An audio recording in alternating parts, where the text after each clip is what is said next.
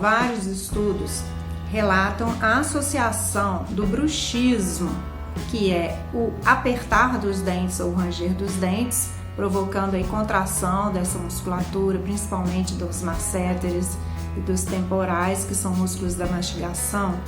Esses estudos associam o bruxismo não só a esse apertamento e essa contração, mas também a fatores emocionais ou transtornos de humor, como ansiedade e depressão. Uma coisa provoca a outra, é bilateral. Tanto o bruxismo pode induzir a um processo de ansiedade, quanto a uma retroalimentação, um feedback. Quanto o processo de ansiedade também leva a esse apertamento, a essa contração dessa musculatura.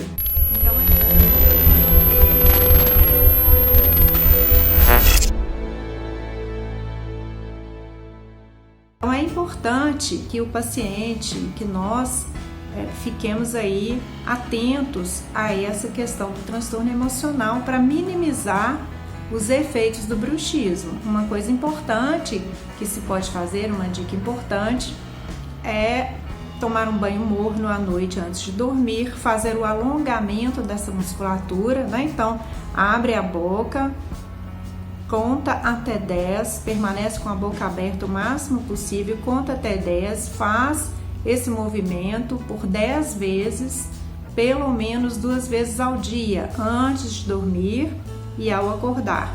Aí você vai estar fazendo então o quê?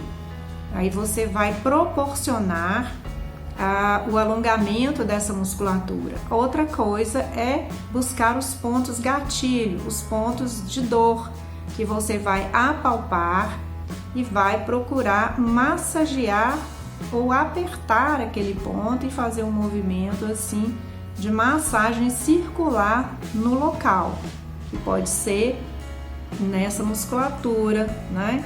Nessa musculatura, isso é muito importante.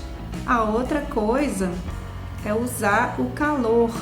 Pode colocar uma bolsa de água quente à noite, né? Pode deitar o rosto sobre essa bolsa de água quente, para que essa musculatura ela possa ficar mais irrigada. O calor vai proporcionar uma irrigação melhor sanguínea, uma oxigenação melhor.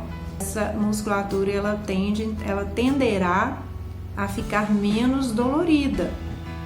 Então são aí dicas que você pode fazer para melhorar o seu processo aí de bruxismo. Outra coisa é o tratamento que a gente faz com os aparelhos da ortopedia funcional dos maxilares. Então, um tratamento individualizado para cada paciente, onde vamos observar a posição da mandíbula desse paciente, liberar esses movimentos mandibulares. Então, é completamente diferente de uma placa aí de relaxamento. Não é placa de relaxamento, que não vai levar esse paciente a uma postura crânio-mandibular satisfatória, impedindo aí as dores referidas, tá? Então por hoje vamos deixar essas dicas que vocês já podem ir aí aplicando, tá bom? Um forte abraço!